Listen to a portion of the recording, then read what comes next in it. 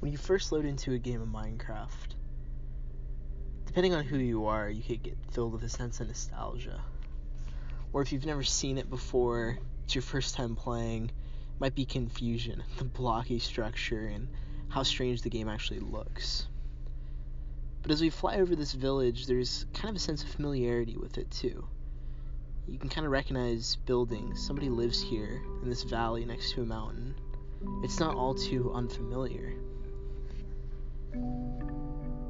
Yet, when we explore a world that's unfamiliar, there's still some sense of reality that can't escape.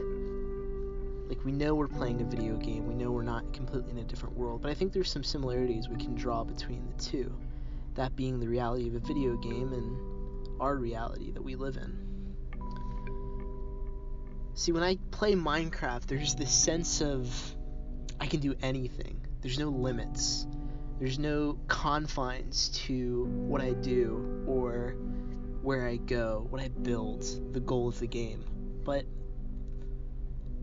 there's no direction. I mean, there is a story to the game that everyone can play. There is direction, but the game doesn't directly encourage this direction. It doesn't distinctly tell you what you have to do. There's no hints or clues, really, aside from some strange-looking things. You might come across something like an Enderman, who are these tall, lanky, alien-like creatures with odd particle effects and make scary sounds. But it just seems like another scary monster to fight in the game, but it doesn't actually tell you anything about the goal of the game, the direction you're supposed to go.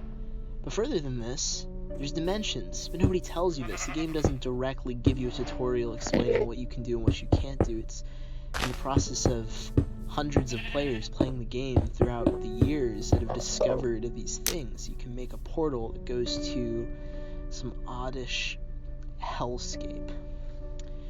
But really, this is the beauty of Minecraft, that there is no goal. You can beat the game, but even after you beat the game, you'll see that it's not over. There's endless possibilities. You still need to arrive at this hellish structure. Again, there's no direction. It doesn't tell you what to do. It's not a puzzle. The game is procedurally generated, so it's different every time. You can load up a Minecraft world, and out of the millions of different worlds you can build, each and every one will be different. Things spawn in different places. And there's no real reason to come to this place. Except, of course, if you are trying to beat the linear form of the game. That being going to the end, fighting this epic dragon, having your quest that gives you the end credit scene of the game. And it's the only way that you can feel accomplished if you're a linear person. But most of the people who play Minecraft have been playing it for so many years that at this point there is no direction. You know, we don't play the game simply to beat it again and again. We don't go through the story over and over. Instead, we play it for whatever direction we want. But you might come to the Nether, and you might find a castle in the Nether. I didn't find one here. They're pretty rare. But if you do successfully find one, there's monsters you can kill, and if you ascertain the right goods from those monsters, you can create an item that we'll see in a minute that can take you to the next phase of the story's unspoken quest line.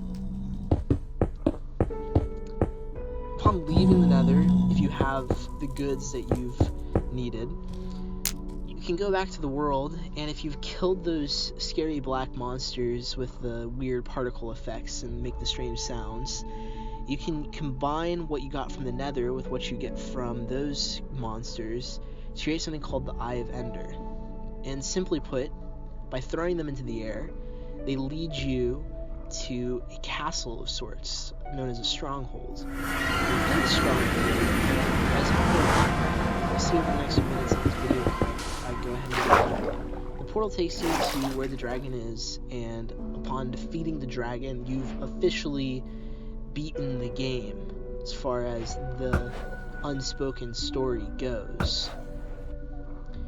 Now, this is what's interesting about Minecraft. The first time I played this game, I was probably 10 years old, and I've been playing it consistently ever since. It's a game that doesn't really get old because there's always something new to do.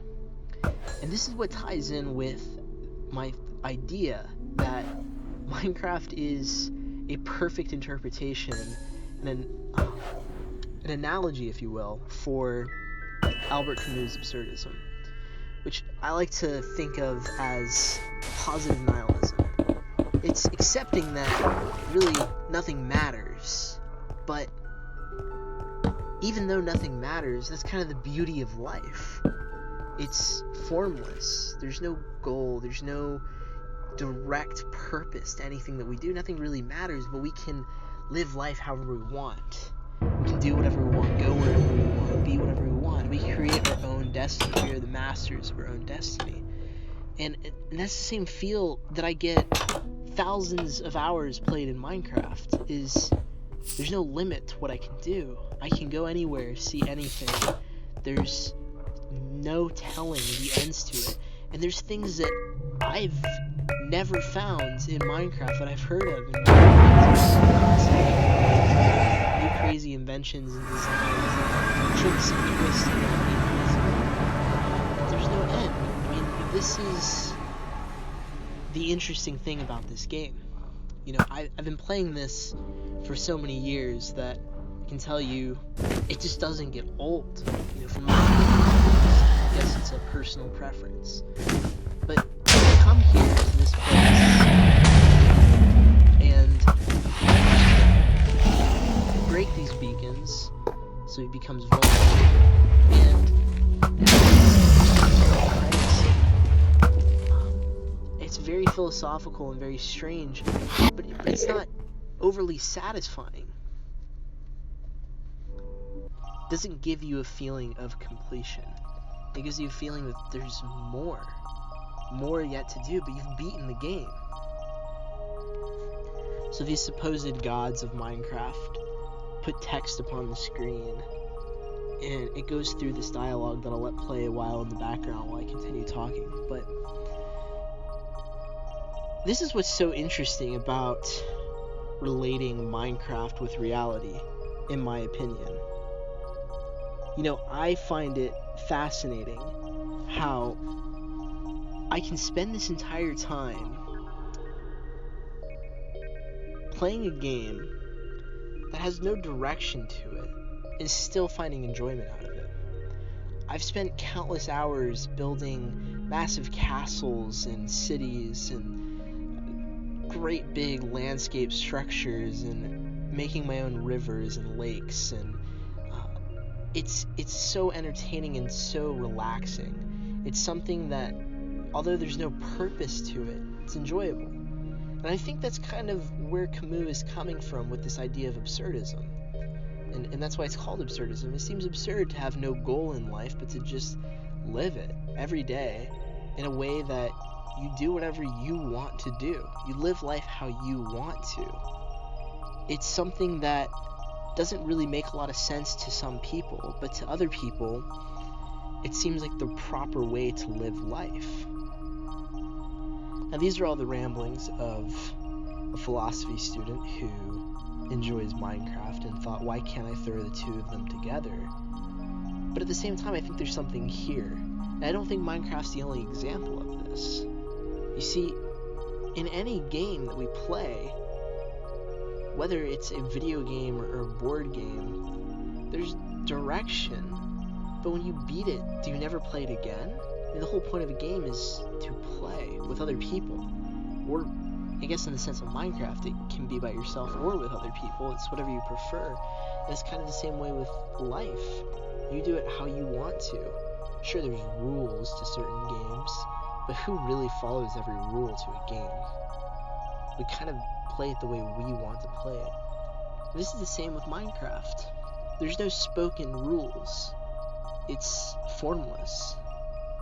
There's endless things that you can do with this game. And the people who've been playing it have been playing it for so many years now, and the player base has remained so large and without a story, that it leaves me thinking people play this as a supplement to their own reality. You can kind of see hintings of that from the text on the screen, how it talks about how this is a living dream, and they won't tell the player how to live. They can do whatever they want. And I think this is the idea that the game is trying to reinforce, is almost this idea of absurdism, that there is no point, and that's the beauty of it. Do whatever you want.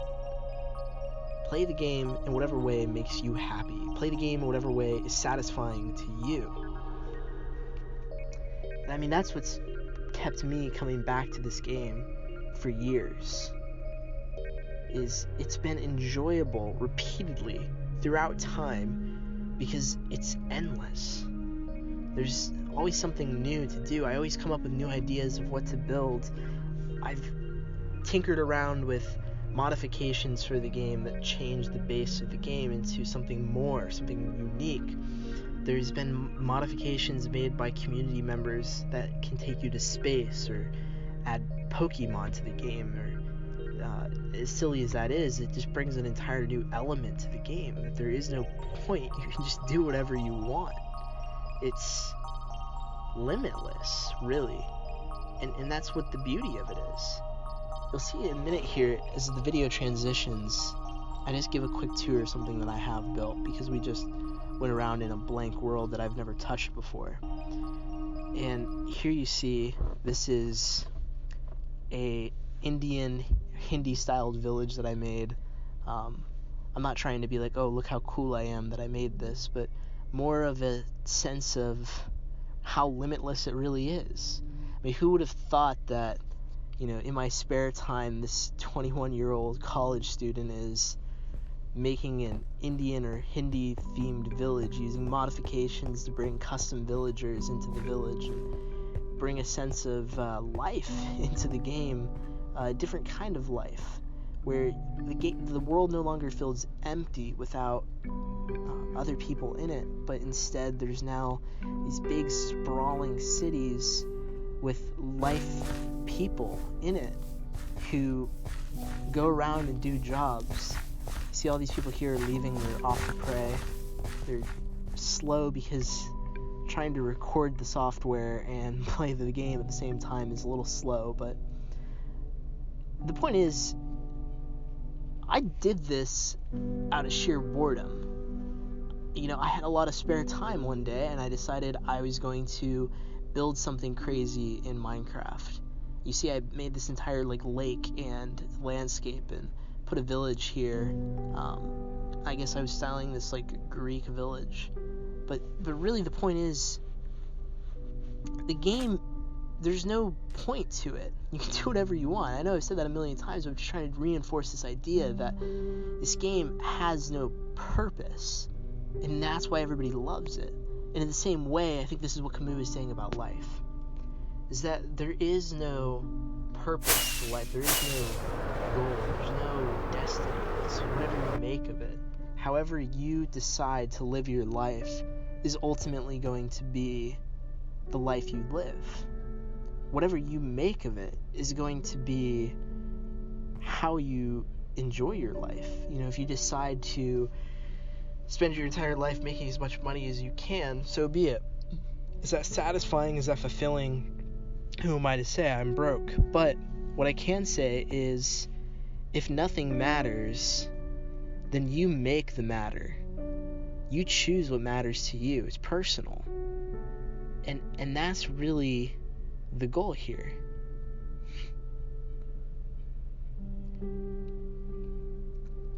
Listen, I love Minecraft, and I enjoy philosophy.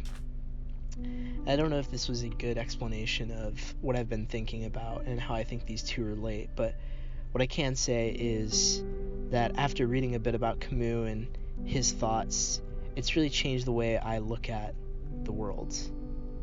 And I look at it with a sense of, I can do whatever I want. I make my destiny.